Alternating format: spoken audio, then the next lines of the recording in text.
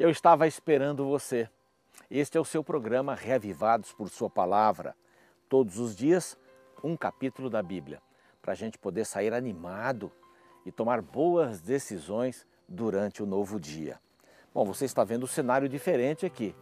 Nós estamos no Cevisa, no Centro de Vida Saudável da Igreja Adventista aqui em Engenheiro Coelho. Um lugar muito bonito, aprazível. Nós estamos num cantinho do Cevisa. Esse lugar tem ajudado muitas pessoas a terem boa saúde, a entenderem como podem desenvolver os 8 remédios da natureza. Um assunto muito legal. Entre lá no site do Cevisa para conhecer um pouquinho melhor, tá bom? Bem, para as nossas redes sociais, você já sabe, o programa Reavivados por Sua Palavra tem no YouTube, o nosso canal. Entra lá, faz o seu like, se inscreva no canal e coloque lá um clique no sininho para saber quando tem matéria nova. Todos os dias, à 00:01, o novo programa já está no ar, para você poder desfrutar no horário que você quiser. Mas estamos todos os dias, de domingo a sexta, às 7 da manhã e sábado, às 5:30. Também você pode nos achar lá na página da Novo Tempo, da TV Novo Tempo, tá bem? Você vai ter o programa fresquinho ali para poder estar em contato com a Palavra de Deus, para transformar o seu coração. Nós estamos então estudando a carta que Paulo escreveu, a segunda carta que Paulo escreveu aos Coríntios.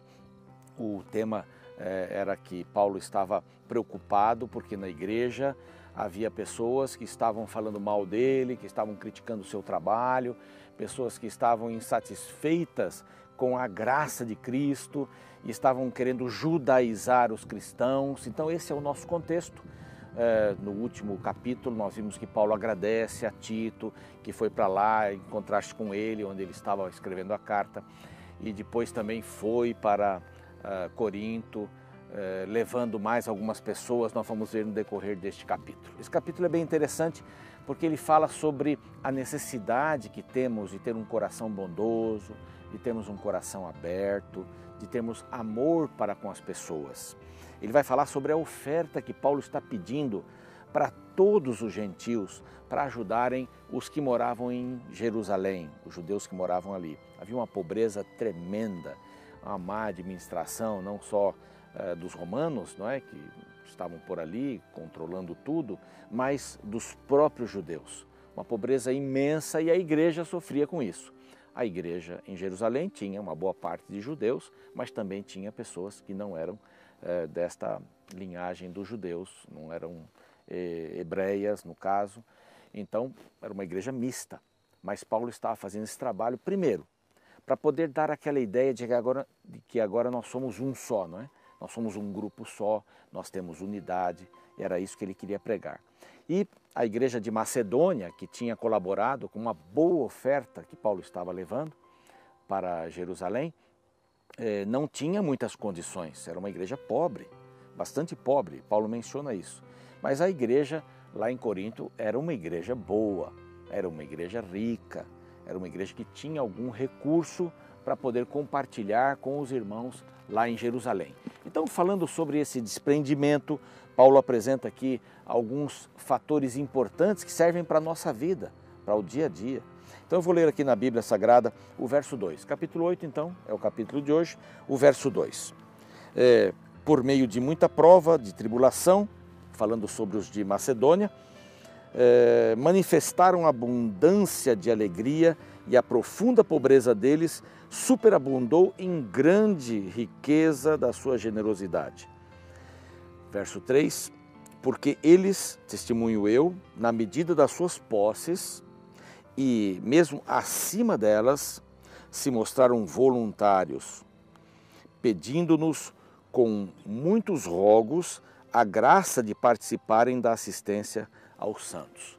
Ele menciona aqui o pessoal de Macedônia tinha suas limitações, mas deu muito mais do que podia dar. Tinha um coração aberto para ajudar os irmãos que estavam lá em Jerusalém. Aqui neste capítulo nós vamos encontrar alguns itens importantes, eu notei aqui. Eles deram com alegria, diz o verso 2. Dar com alegria. Aí tem significado, né? Para a gente que dá e para quem recebe. Na realidade, a alegria de quem dá é ver a alegria de quem recebe, né? quando a gente vai dar um presente para alguém, a gente fica esperando para ver a reação daquela pessoa. Ela abre o presente e tal, e você já quer saber se ela gostou ou não do presente. E quando ela diz, nossa, era isso que eu estava precisando, você fica feliz. A alegria de quem dá é ver a alegria de quem recebe. Mas eles deram com alegria. Também apresenta aqui nos versos seguintes, eu não vou ler todos os versos, mas que eles deram com liberalidade, deram de coração aberto. Deram acima das suas posses, também deram voluntariamente. É só assim que uma dádiva tem peso, quando a gente dá de coração. Não é? Quando a gente dá um sorriso de coração, sem esperar nada em troca, não é? Isso tem muito valor.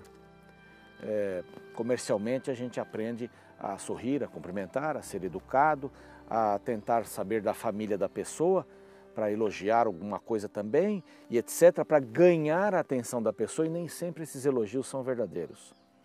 Mas aqui a dádiva era com o coração aberto, com o coração sincero, voluntariamente. Ainda aqui neste capítulo, nos primeiros versos, eles deram-se primeiro a Deus. É muito importante isso.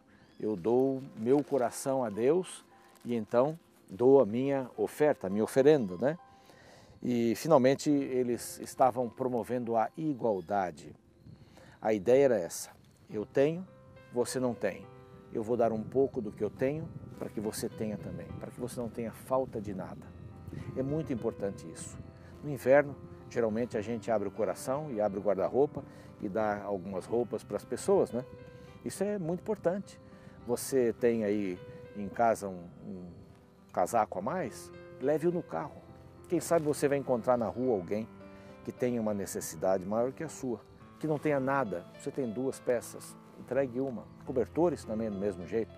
Então é muito importante ter esse coração liberal. E Paulo está aqui no capítulo 8 elogiando os macedônios. Por quê? Porque eles deram acima do que podiam, porque eles deram com um coração alegre, eles deram com liberalidade, eles entregaram-se primeiro ao Senhor e aí faz toda a diferença. Assim também é quando você vai levar uma oferta na igreja, quando você vai dar a Deus o valor que você acha que Ele tem. Esse é o sentido da oferta, não é? Quanto que eu acho que Deus vale? Essa é a minha oferta para Ele. Mas eu tenho que ofertar a minha vida para as pessoas também. Antes, para Deus, porque daí vai ter bastante sentido. E lá no verso 9, ele cita Jesus, né, o exemplo de Jesus, e diz assim: pois conheceis a graça do nosso Senhor Jesus Cristo, que sendo rico se fez pobre por amor de vós, para que pela sua pobreza vos tornasseis ricos. É isso. Paulo já tinha pedido para eles colaborarem, e eles estavam sendo duros de coração, não estavam respondendo positivamente. Mas agora Paulo faz um apelo bastante grande. Os macedônicos que não tinham fizeram isso, e agora vocês? Façam isso. E o verso 11 ele diz: completai agora a obra que foi começada. Nós já falamos sobre este assunto, não é? Agora é a hora de vocês participarem. Bom, a partir do verso 16, então Paulo diz: olha, eu estou dando a Tito o encargo de voltar aí, ele vai levar mais 2 pessoas, alguns acham que era Lucas e mais alguém, para poderem fazer essa arrecadação. E é uma coisa muito justa isso. Quando a gente mexe com dinheiro, né, sempre tem que ter transparência. Sempre tem que ter transparência. Uma igreja, para ser séria, tem que ser transparente, tem que ter transparência. A gente tem que buscar fazer com que as pessoas creiam de que se alguma coisa foi doada, vai ser encaminhada para aquilo. Se é para cuidar dos pobres, tem que ir para lá. Então aqui no caso, 3 pessoas foram lá para dar credibilidade diante dos coríntios, né, para que eles pudessem dar a oferta. E eles tinham como dar a oferta também. O nosso coração tem que ser bem aberto. Há muitas necessidades, há muitas ONGs que cumprem bem o seu papel e igrejas também que cumprem bem o seu papel. Eu não estou falando aqui de luxo. Uma igreja, para ser verdadeira, não é? Para ser veraz, ela não precisa ter os equipamentos de primeira geração, ela não precisa ter os melhores assentos do mundo, ela não precisa ter ouro, não precisa ter prata, ela precisa ter corações de ouro, corações de prata ali, corações de valor, pessoas de valor. E o dinheiro tem que ser empregado onde realmente há necessidade. Olha ao redor da sua igreja, ao redor da sua casa. Você consegue dormir bem pensando que há pessoas ali que não vão ter um cobertor para se cobrir, não tem nem casa? Você consegue comer uma boa refeição sabendo que há pessoas que não podem comer ou não vão comer? Milhões de pessoas no mundo não conseguem ter uma refeição digna por dia ou por dias. E nós temos. É este o incentivo que Paulo faz aqui para os de Corinto. E para você e para mim também. Não vamos deixar faltar nada para ninguém. Eu não preciso ficar pobre, dar tudo o que eu tenho. Não é esse o objetivo aqui. Mas o objetivo é repartir o que eu tenho com quem não tem. No caso aqui eram judeus que estavam em Jerusalém. E no seu caso, no meu caso, olha ao redor. Você sempre poderá ajudar alguém, até mesmo dentro da família. Dentro da sua família, há pessoas que talvez estejam desempregadas. Há pessoas que possuem um carro, possuem uma boa casa, mas estão desempregadas. Não têm dinheiro para comprar, para pagar as contas, para comprar alimentos. Então, que o seu coração seja tocado com o amor de Deus. Dê-se a Deus. Dê o seu coração a Deus. Seguramente você vai enxergar o próximo como alguém que tem um pedaço de você, assim como você tem um pedaço dele. Vamos orar? Pai querido, buscamos misericórdia para o nosso coração agora. Nós gostaríamos de olhar as pessoas com outros olhos e há necessitados ao nosso redor. Talvez não de dinheiro, mas de um sorriso, de um abraço também, que possamos ser esses veículos de amor ao próximo. Em nome de Jesus. Amém. Obrigado pela sua audiência. Hoje eu espero você amanhã e não vai faltar mais um capítulo 9 da segunda carta aos Coríntios. Até lá, um abraço.